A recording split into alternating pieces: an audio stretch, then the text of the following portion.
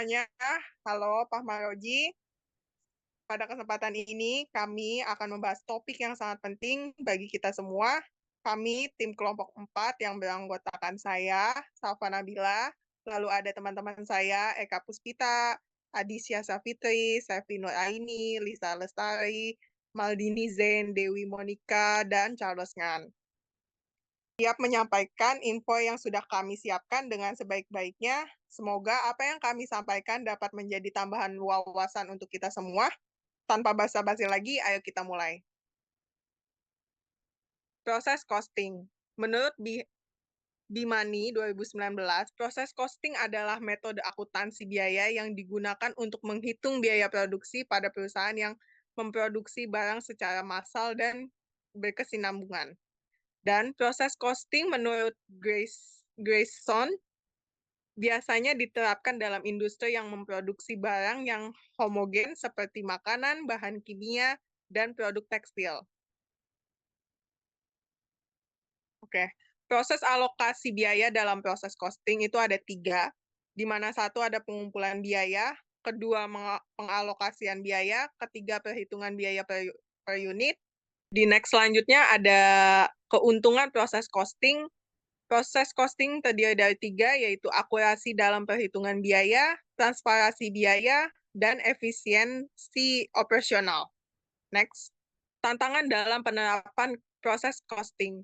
Perusahaan seringkali mengalami kesulitan dalam pengumpulan data biaya yang akurat dan tepat waktu. Kesalahan dalam pengumpulan dan alokasi biaya dapat mengakibatkan informasi yang tidak akurat, yang berdampak pada keputusan manajerial. Selain itu, perusahaan harus memastikan bahwa sistem informasi akuntansi yang digunakan mampu mendukung pengumpulan dan analisis data biaya. Tanpa dukungan sistem yang memadai, proses pengumpulan dan alokasi biaya dapat menjadi rumit dan memakan waktu. Selanjutnya akan dilanjutkan dengan rekan saya. Silakan. Ya, alokasi biaya. Alokasi biaya adalah proses mendistribusikan total biaya yang dikeluarkan untuk produksi ke berbagai produk atau proses berdasarkan metode tertentu. Dalam konteks proses costing, alokasi biaya dilakukan untuk menghitung biaya per unit produk yang dihasilkan di setiap tahap produksi. Proses ini penting untuk menentukan harga pokok penjualan dan memfasilitasi pengambilan keputusan manajerial, menurut Bihimani tahun 2019. Komponen alokasi biaya. Komponen alokasi biaya itu dibagi menjadi 3. Yang pertama, biaya bahan baku. Yang kedua, biaya tenaga kerja langsung. Yang ketiga, biaya overhead pabrik. Biaya bahan baku adalah biaya yang dikeluarkan untuk bahan yang digunakan dalam produksi. Ini termasuk semua bahan yang secara langsung dapat diidentifikasi dengan produk akhir. 2. Biaya tenaga kerja langsung. Biaya yang terkait dengan pekerja yang secara langsung terlibat dalam proses produksi. Ini mencakup gaji, upah, dan tunjangan yang diberikan kepada karyawan. Biaya overhead pabrik. Biaya yang tidak dapat secara langsung diidentifikasi dengan produk, tetapi tetap diperlukan untuk mendukung proses produksi. Ini termasuk biaya utilitas, penyusutan, dan biaya sewa pabrik, menurut dari tahun 2018. Nah, proses alokasi biaya itu dibagi menjadi 3. Yang pertama, pengumpulan biaya. Yang kedua, pembagian biaya. Yang ketiga, perhitungan biaya per unit. Pengumpulan biaya, semua biaya yang terkait dengan produksi dikumpulkan untuk periode tertentu. Ini mencakup biaya bahan baku, tenaga kerja langsung, dan overhead. Yang kedua, pembagian biaya. Pembagian biaya ini dapat dilakukan di setiap tahap produksi, tergantung pada beberapa banyak proses yang ada dalam sistem. Yang ketiga, perhitungan biaya per unit. Biaya total yang dilakukan dibagi dengan jumlah yang diproduksi untuk menghasilkan biaya per unit. Ini memberikan informasi penting bagi manajemen untuk menentukan harga jual dan mengevaluasi profitabilitas menurut Garrison et al. Tahun 2018. Nah, Selanjutnya ada metode alokasi biaya. Yang pertama adalah metode rata-rata, yaitu semua biaya dibagi rata di antara semua unit yang dihasilkan. Yang kedua, metode FIFO atau first in, first out, yaitu biaya dari unit yang diproduksi terlebih dahulu dialokasikan terlebih dahulu. Yang ketiga ada metode LIFO atau last in, first out. Artinya biaya dari unit yang paling baru diproduksi dialokasikan terlebih dahulu. Selanjutnya ada metode penelitian proses costing dan alokasi biaya. Yang pertama berdasarkan tujuan. Yang pertama ada penelitian deskriptif, yang artinya banyak penelitian mengenai proses costing bersifat deskriptif, yang bertujuan untuk menjelaskan dan menguraikan konsep, prinsip, serta praktis alokasi biaya dalam konteks industri tertentu. Yang kedua, penelitian explanatory. Menurut Duri 2018, menjelaskan bagaimana alokasi biaya yang tepat dalam mempengaruhi pengambilan keputusan manajerial dan kinerja perusahaan, menunjukkan hubungan antara akurasi alokasi biaya dan profitabilitas. Yang kedua, berdasarkan pendekatan. Yang pertama, pendekatan kualitatif, yaitu sering digunakan untuk mendapatkan wawasan mendalam tentang praktik proses costing dan alokasi biaya di perusahaan. Yang kedua, pendekatan kuantitatif. Ini melibatkan analisis data numerik, juga sering digunakan untuk mengukur dampak alokasi biaya terhadap kinerja keuangan. Selanjutnya akan dilanjutkan oleh rekan saya.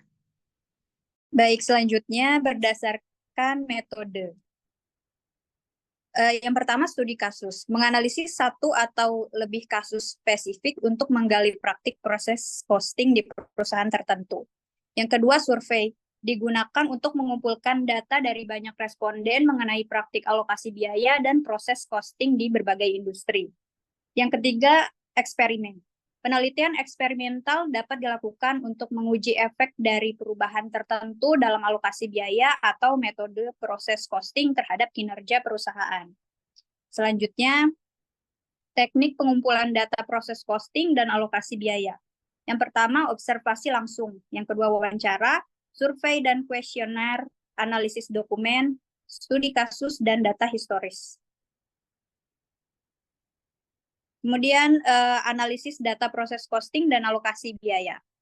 Bertujuan untuk menginterpretasikan informasi biaya dan memberikan wawasan yang relevan untuk pengambilan keputusan manajerial. Melalui analisis data ini, perusahaan dapat memahami bagaimana biaya dipengaruhi oleh berbagai faktor dan bagaimana alokasi biaya dapat dioptimalkan.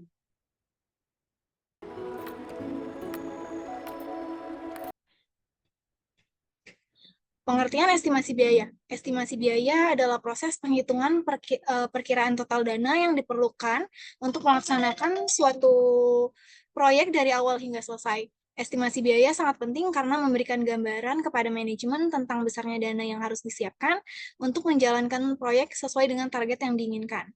Estimasi biaya berfungsi sebagai panduan untuk menentukan anggaran dan memastikan bahwa proyek dapat dilaksanakan sesuai dengan anggaran yang ditetapkan. Jenis-jenis estimasi biaya terdapat 4 jenis, yaitu estimasi awal, estimasi konseptual, estimasi detail, dan estimasi progresif. Komponen biaya dalam proyek terdapat 4 poin, yaitu biaya langsung, yang kedua yaitu biaya tidak langsung, yang ketiga biaya cadangan, dan yang terakhir biaya resiko. Faktor yang mempengaruhi estimasi biaya. Yang pertama adalah skala dan kompleksitas proyek, yang kedua ketersediaan data dan informasi, yang ketiga pengalaman dan keahlian estimator, dan keempat perubahan lingkungan eksternal, kemudian kelima teknologi dan metode konstruksi, dan terakhir waktu dan lokasi proyek.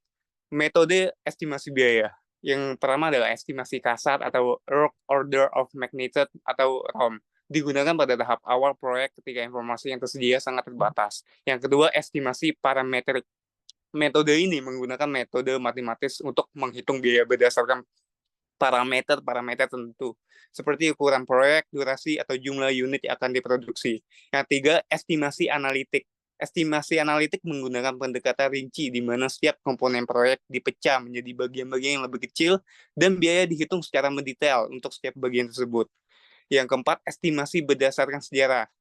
Metode ini menggunakan data dari proyek-proyek sebelumnya yang serupa sebagai acuan untuk menghitung biaya. Dan yang terakhir, estimasi bottom up. Estimasi bottom up melibatkan perhitungan biaya secara rinci dari bawah ke atas, di mana setiap elemen kecil dari proyek diestimasi secara individu. Kemudian dijumlahkan untuk mendapatkan total biaya proyek. Langkah-langkah estimasi biaya. Bisa kita lihat ini yang pertama pengumpulan informasi proyek, kemudian dilanjutkan dengan identifikasi komponen-komponen biaya, yang dilanjutkan lagi ke pemilihan metode estimasi, kemudian perhitungan biaya, kemudian penggabungan hasil estimasi, kemudian revisi dan verifikasi, dan yang terakhir adalah penyusunan laporan estimasi biaya. Oke, untuk studi kasus penerapan estimasi biaya, proyek pembangunan jembatan XYZ. Di sini deskripsi proyek ini melibatkan pembangunan jembatan yang menghubungkan dua wilayah terpisah oleh sungai besar. Jembatan ini diharapkan dapat mengurangi kemacetan di area sekitar dan mempercepat mobilitas transportasi. Proyek ini memerlukan pelaksanaan 24 bulan. Dan metode estimasinya ada. Pada proyek ini, metode estimasi parametrik digunakan. Estimator menggunakan data historis dari proyek jembatan serupa yang telah selesai sebelumnya di daerah lain. Biaya material, tenaga kerja, dan peralatan diestimasi berdasarkan variabel-variabel seperti panjang jembatan, luas permukaan, dan jumlah tenaga kerja yang dibutuhkan. Oke, next selanjutnya akan dilanjutkan oleh Kak Dewi Monika. Kemudian ada langkah-langkah estimasi daripada studi kasus. Yang pertama ada penerapan informasi, yaitu estimator mengumpulkan data teknis proyek, termasuk panjang jembatan, tipe konstruksi, dan lokasi proyek. Informasi mengenai kondisi tanah dan risiko teknis lainnya juga dikumpulkan untuk memperkirakan kebutuhan peralatan dan waktu pekerjaan. Yang kedua ada identifikasi komponen biaya, yaitu biaya material meliputi beton, baja, aspal, dan material pendukung lainnya. Biaya tenaga kerja terdiri dari pekerja konstruksi, operator alat berat, dan tenaga ahli yang terlibat. Yang ketiga ada pemilihan metode estimasi. Mengingat bahwa jembatan serupa telah dibangun sebelumnya, estimator memilih metode parametrik dengan menggunakan data dari proyek sebelumnya. Yang keempat ada penghitungan biaya, yaitu berdasarkan data proyek sebelumnya, estimator menghitung biaya total dengan mengalihkan parameter-parameter kunci seperti panjang jembatan dan jumlah pekerja dengan harga per unit dari masing-masing parameter. Kemudian ada yang kelima, verifikasi, yaitu hasil estimasi biaya dibandingkan dengan proyek jembatan serupa yang telah diselesaikan. Dilakukan penyesuaian terhadap variabel yang spesifik untuk lokasi ini, seperti kondisi tanah yang lebih lunak yang mungkin memerlukan fondasi yang lebih dalam. Hasilnya, estimasi biaya total proyek ini adalah sekitar 150 miliar rupiah, dengan alokasi biaya terbesar untuk material 50%, tenaga kerja 30%, dan peralatan 20%. Dengan menggunakan metode parametrik, estimasi ini dapat dilakukan dengan cepat dan cukup akurat karena didasarkan pada data historis yang relevan. Nah, ada analisis metode estimasi yang digunakan. Pada studi kasus di atas, metode estimasi parametrik dipilih karena proyek yang sudah diestimasi memiliki kesamaan dengan proyek yang telah selesai sebelumnya. Beberapa kelebihan dan kelemahan dari metode ini adalah sebagai berikut. Untuk kelebihan yang pertama ada kecepatan estimasi. Dengan menggunakan data historis, estimasi dapat dilakukan dengan lebih cepat dibandingkan metode lain. Kemudian ada penggunaan data nyata. Data dari proyek sebelumnya memberikan gambaran yang realistis mengenai biaya yang mungkin dikeluarkan. Kemudian kelemahannya ada ketergantungan pada data historis. Akurasi metode ini sangat bergantung pada kesesuaian data historis dengan proyek yang diestimasi. Jika ada perbedaan signifikan, misalnya kondisi tanah atau faktor cuaca, hasil estimasi bisa meleset. Yang kedua adalah kurang fleksibel. Metode parametrik tidak memperhitungkan perubahan yang mungkin terjadi di lapangan selama proyek berlangsung, seperti perubahan harga bahan baku atau masalah teknis yang tidak terduga.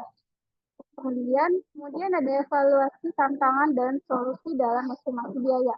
Proses estimasi biaya seringkali menghadapi sebuah tantangan baik teknis maupun manajerial. Berikut adalah beberapa tantangan umum yang dihadapi dalam estimasi biaya. Untuk tantangan yang pertama, itu ketidakpastian dalam harga material. Dengan ada solusinya, yaitu menambahkan biaya cadangan dalam estimasi yang berfungsi sebagai buffer untuk menutup kemungkinan kenaikan harga material. Selain itu, melakukan kontrak pembelian material di awal proyek dengan harga tetap. Pertama, ada tantangan ketidakpastian dalam harga material, dan ada solusinya, yaitu menambahkan biaya cadangan dalam estimasi yang berfungsi sebagai buffer untuk menutup kemungkinan kenaikan harga material. Selain itu, melakukan kontrak pembelian material di awal proyek dengan harga tetap dapat mengurangi risiko kenaikan harga selama proyek berjalan. Yang kedua, tantangan, yaitu kurangnya data historis yang akurat. Solusinya, dengan membangun basis data proyek yang lengkap dan terintegrasi untuk menyimpan data dari proyek-proyek sebelumnya yang dapat digunakan sebagai referensi di masa depan. Jika ada histori tidak tersedia, estimasi dapat dilakukan dengan metode analitik atau dengan meminta masukan dari konsultan ahli. Baik, selanjutnya evaluasi tantangan dan solusi dalam estimasi biaya. Tantangan, perubahan lingkungan eksternal. Solusinya adalah melakukan analisis risiko untuk mengantisipasi perubahan eksternal seperti regulasi baru atau perubahan nilai tukar mata uang. Estimasi biaya dapat mencakup biaya untuk mengatasi risiko tersebut, misalnya dengan menambahkan biaya asuransi. Kemudian, untuk tantangan kompleksitas proyek, solusinya adalah untuk proyek yang sangat kompleks, metode bottom-up yang lebih rinci dan terperinci mungkin diperlukan untuk memastikan setiap elemen biaya dihitung dengan akurat. Kombinasi beberapa metode estimasi juga dapat digunakan untuk meningkatkan akurasi. Estimasi biaya dan pengendalian proyek. Setelah estimasi biaya selesai, penting untuk memastikan bahwa proyek berjalan sesuai dengan anggaran yang telah diestimasikan. Estimasi biaya yang akurat memungkinkan tim proyek untuk melakukan pengendalian anggaran secara efektif. Berikut adalah beberapa langkah pengendalian proyek yang berhubungan dengan estimasi biaya. Pemantauan berkala terhadap pengeluaran. Pengendalian proyek melibatkan pemantauan rutin terhadap pengeluaran aktual dibandingkan dengan anggaran yang telah diestimasi. Yang kedua, pengelolaan risiko. Risiko yang mempengaruhi biaya harus dikelola dengan baik melalui proses identifikasi, analisis, dan mitigasi risiko. Biaya cadangan yang dialokasikan dalam estimasi awal dapat digunakan untuk menutupi pengeluaran tak terduga tanpa mengganggu anggaran utama. Yang ketiga, pelaporan keuangan yang teratur. Pelaporan keuangan yang teratur dan transparan memastikan bahwa seluruh tim proyek dan manajemen mengetahui perkembangan keuangan proyek. Ini penting untuk menghindari keterlambatan dalam deteksi masalah anggaran. Ini adalah estimasi biaya merupakan proses yang penting dalam perencanaan proyek untuk memastikan bahwa proyek dapat dilaksanakan sesuai dengan anggaran yang telah ditentukan. Berbagai metode estimasi tersedia untuk menyesuaikan dengan kebutuhan proyek, mulai dari estimasi kasar hingga estimasi terperinci. Faktor-faktor seperti skala proyek, perubahan lingkungan, dan ketersediaan data memainkan peran kunci dalam keberhasilan proses estimasi. Kemudian untuk saran. Untuk meningkatkan akurasi estimasi biaya, disarankan agar proyek-proyek menggunakan metode sesuai dengan skala dan kompleksitas proyek. Selain itu, melakukan review secara berkala terhadap estimasi biaya sangat penting untuk menyesuaikan dengan perubahan bunga dan kondisi lapangan.